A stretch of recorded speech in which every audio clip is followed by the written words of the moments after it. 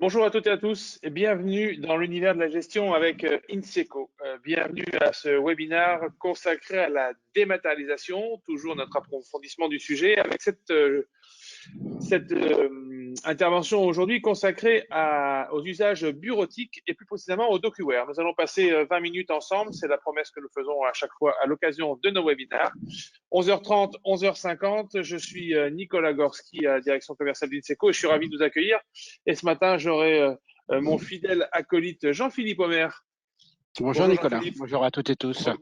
Reconnu comme l'expertise chez nous sur toutes les solutions de gestion, qui va avoir le plaisir de nous présenter quelques utilisations et quelques usages de la gestion électronique de documents. Alors, quels sont les enjeux de la dématérialisation? Peut-être aviez-vous assisté au précédent webinaire et surtout à celui du mois de juillet qui avait présenté une vue globale des solutions de dématérialisation et l'objectif était d'aider les participants à comprendre quels pouvaient être les enjeux et surtout comment on pouvait déployer des solutions de dématérialisation dans les entreprises. Et puis nous avions fait la promesse à cette occasion de vous retrouver à partir du mois de septembre avec des webinaires un peu plus spécifiques sur chacun des 5 usages que nous avions mis en évidence. Alors la semaine dernière, nous avons parlé de facturation. Et bien aujourd'hui, nous allons parler de bureautique. Et puis, j'aurai le plaisir de vous présenter à la fin de ce webinaire les prochaines dates pour traiter les 3 sujets qui nous restera à voir concernant la dématérialisation.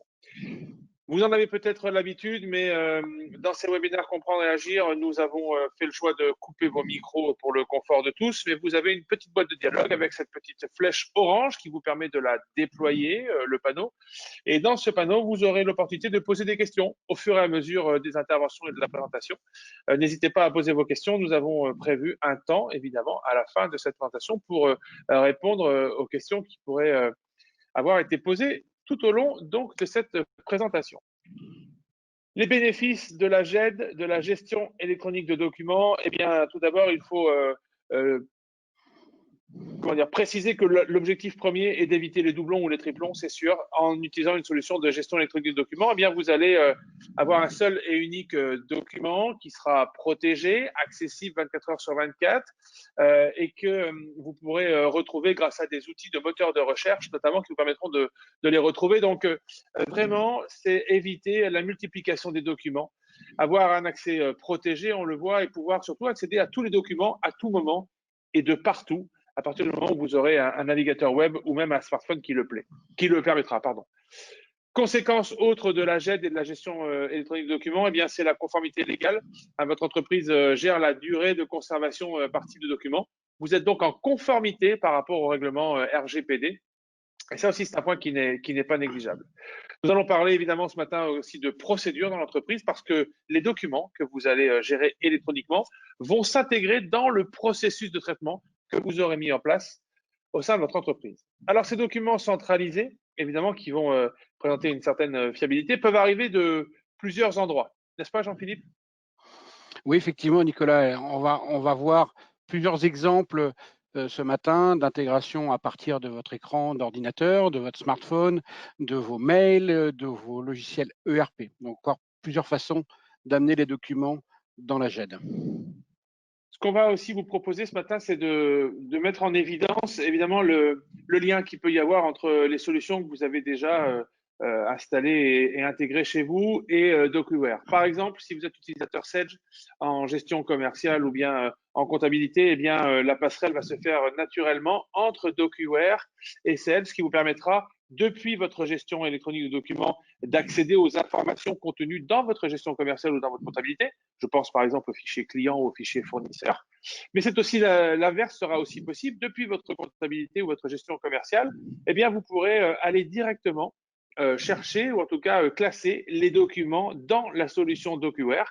Donc, on aura bien un référentiel unique qui nous permettra de communiquer et de retrouver à tout moment tous les documents nécessaires, en tout cas, à la gestion de l'entreprise. Mais enfin, plutôt que d'en parler, je vous propose de passer la main à Jean-Philippe Omer pour nous présenter rapidement, Jean-Philippe, puisque c'est la promesse du temps, ce qu'on peut faire avec DocuWare et comment ça fonctionne. Merci Nicolas. Évidemment, il y a beaucoup de choses à voir, donc je vous propose de faire des cas concrets d'utilisation. Je vérifie que vous voyez bien tous mon écran. Hop. Alors, un petit problème de partage, je pense.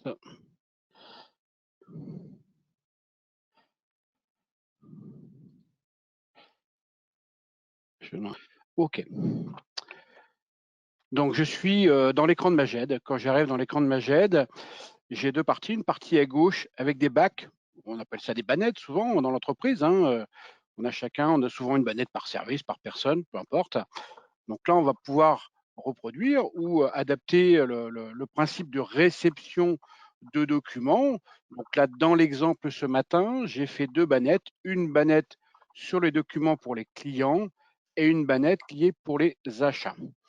Donc maintenant, on a dit effectivement qu'il y avait plusieurs façons d'intégrer les documents dans le système. Donc simplement, soit je peux lancer une numérisation directement depuis ici et il va lancer mon scanner ou mon copieur sur la fonction scan. Soit j'ai scanné vers un dossier directement sur mon copieur. Donc je vous rappelle, on a des partenaires sur la partie copieur aussi au sein du groupe. Je pourrais faire tout simplement un importer pour aller chercher une facture. C'est ce que je ferai si je prends une facture pour mon fournisseur bio, ou j'aurais pu prendre n'importe quel document ici et venir le glisser pour l'intégrer dans mon bac à traiter. Donc j'ai importé une facture bio ici, facture fournisseur, et là je vois tout de suite qu'elle est en vert. En vert, si je double-clique dessus, je vais zoomer pour le document, voir le détail de ma facture. Et le logiciel a fait une reconnaissance automatique du document et je vois qu'il m'a détecté automatiquement, c'est pour bio, à la date du 10-06, le numéro de document me semble correct et le montant aussi. Donc si j'appuie sur le bouton stocker, effectivement, il me propose ça. Je peux toujours corriger si toutefois c'était pas bien. Mais comme c'est correct, je vais tout simplement appuyer sur le bouton stocker et là, mon document a été automatiquement intégré à Maged. Donc là, c'est la détection automatique des zones. Elle va se faire la plupart du temps au bout de 2-3 factures pour un même fournisseur et il va reconnaître assez facilement les champs de ce type-là. Par contre, sur ma factures Orange sont toujours un peu compliquées.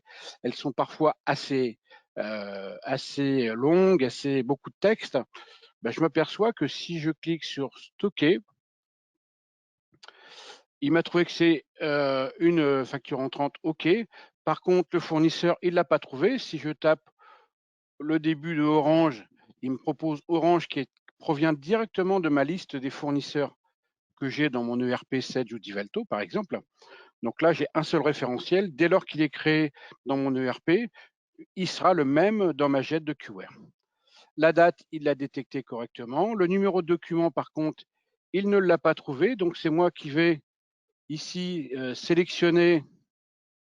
Je vais surligner le numéro de facture qui est tout en haut. Donc là, je suis en zone verte. Ici, le montant, pareil, je peux surligner le document, le montant qui est dans le document. Donc, vous voyez, pour les champs qui me manquent, ou que, je sais pas, enfin, s'il n'a pas forcément pris la bonne zone au début, il me suffit de surligner pour stocker directement mon document dans Maged.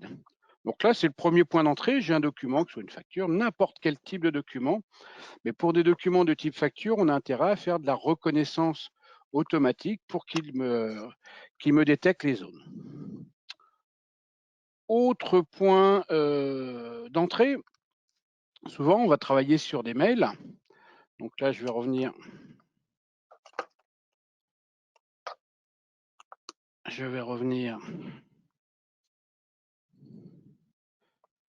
Sur mon Outlook. Sur mon Outlook, j'ai reçu un mail d'un client qui me dit, voilà, je vois que j'ai 7 utilisateurs dans ma jet de QR. Il me semblait en avoir commandé 8. Alors le premier point, c'est que ce mail-là, déjà, il est dans mon Outlook, mais c'est dans mon Outlook à moi. Donc si je veux pouvoir le classer dans ma jet, comme n'importe quel mail à Outlook, j'ai un bouton de QR qui s'est rajouté directement dans mon menu Outlook. Je clique dessus et je vais dire, voilà, c'est une demande client qui concerne la société Cara. Donc là, on est toujours sur des informations en lien direct avec mon ERP. Il n'y a pas de numéro de document, c'est une demande d'info sur la licence. Donc, tous les champs sont évidemment paramétrables directement. OK ? Et je fais stocker. Donc là, directement, l'information a été archivée dans ma jet de QR à partir de mon Outlook. Un petit clic droit pour dire, bah tiens, quand même, je vais aller voir pour cet utilisateur-là, qu'est-ce qu'il m'a déjà envoyé comme information que j'ai stocké dans de QR. Donc directement, sans quitter Outlook, j'ai le détail des différents documents ou mails ou pièces que j'ai stockés depuis Outlook dans ma jet de QR. Et bien sûr, bon, je pourrais par exemple retrouver le bon de commande d'origine directement en double-cliquant. Donc, je n'ai pas quitté ma fenêtre à Outlook, j'ai directement l'information de DocuWare. Voilà. Si je reviens, donc vous voyez, l'intégration avec Outlook est tout à fait directe par rapport à ça. Bien sûr, ma GED ici. Voilà. Je vais faire une recherche, je dis bah, OK, j'ai reçu quelque chose de la société Cara. Très bien. Et il me dit que c'est concernant, bon, bah, là, je vois le mail que je viens de classer, il est ici, OK, il est dans ma GED.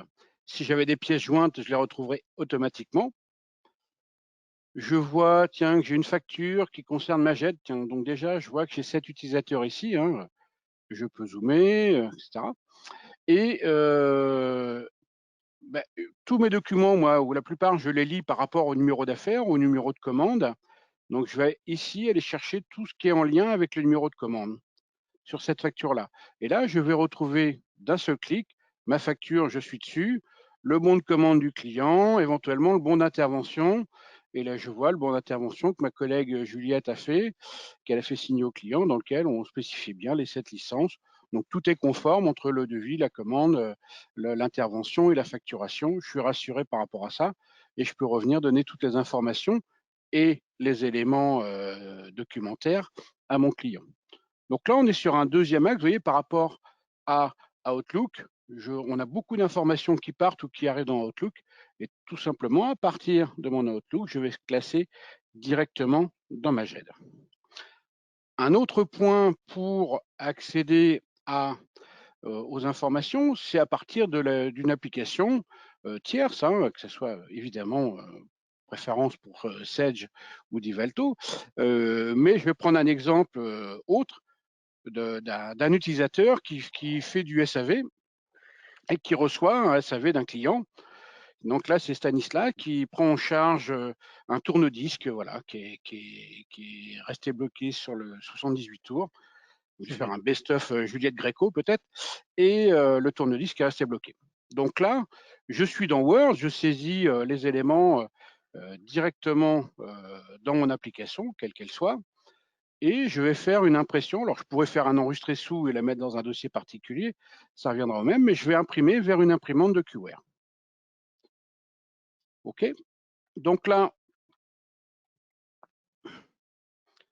en bas, j'ai une petite fenêtre qui s'est ouverte pour me dire le travail de DocuWare est terminé. OK? Donc, qu'est-ce qu'a fait DocuWare?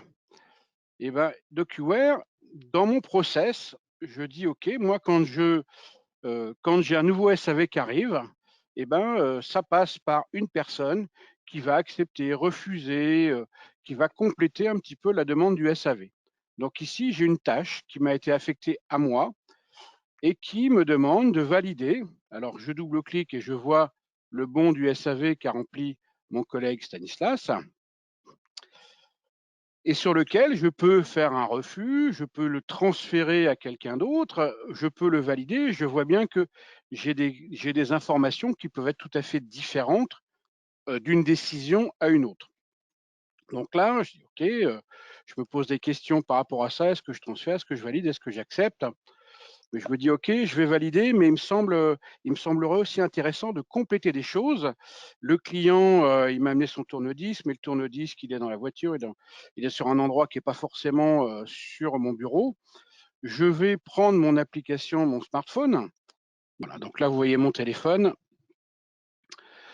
sur lequel je suis allé, moi, je suis sur un chantier. Donc là, je vous fais un petit coucou devant mon téléphone. Et je vais prendre une trace, une photo de mon chantier, une photo pour prouver quelque chose. Je vais prendre ici une photo de mon ordinateur. Voilà. j'ai pris une photo de mon ordinateur, je vais dans la photo et je vais demander à la partager sur l'application DocuWare, qui est en bas à droite.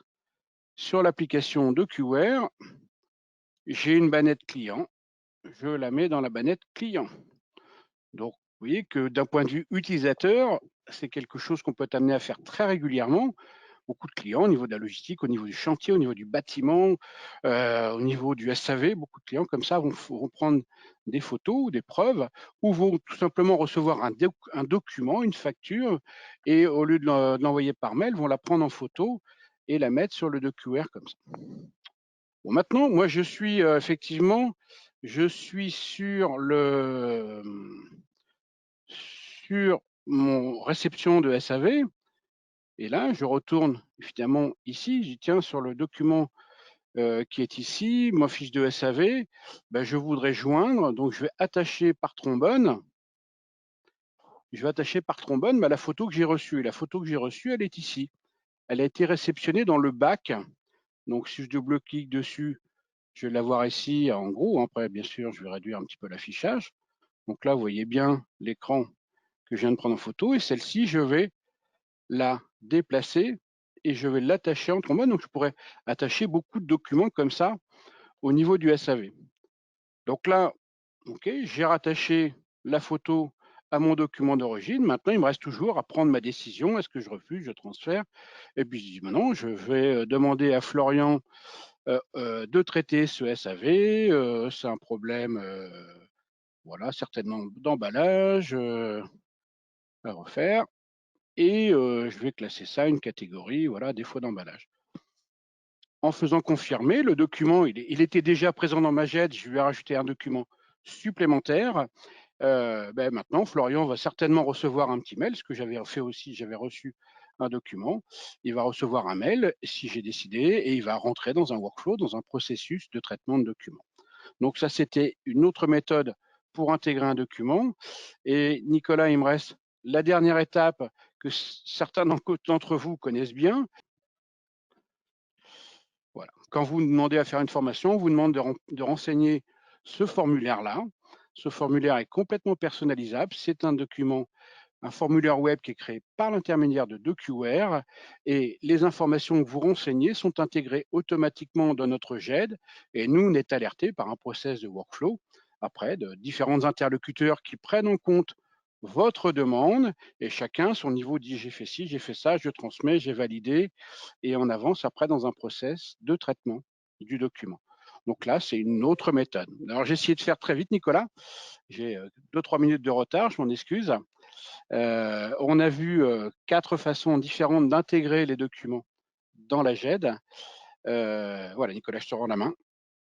Oui, on a vu donc les points d'entrée, c'est ça, facilité pour l'intégration dans ce processus de gestion électronique du document, quelle que soit l'origine du document. Et évidemment, un référentiel documentaire unique, c'est ça l'intérêt fondamental d'avoir recours à une solution de GED, c'est chaque document existe en un seul exemplaire officiel et il n'y a plus de doublons. Et ça, c'est une vraie avancée en plus de tous les points qu'on a pu évoquer jusque-là. Partage d'expérience ou temps de questions-réponses. Jean-Philippe, est-ce que cette présentation a suscité quelques questions chez nos auditeurs, par exemple? Oui. Alors, des questions, et Myriam notamment qui demande par rapport au RGPD.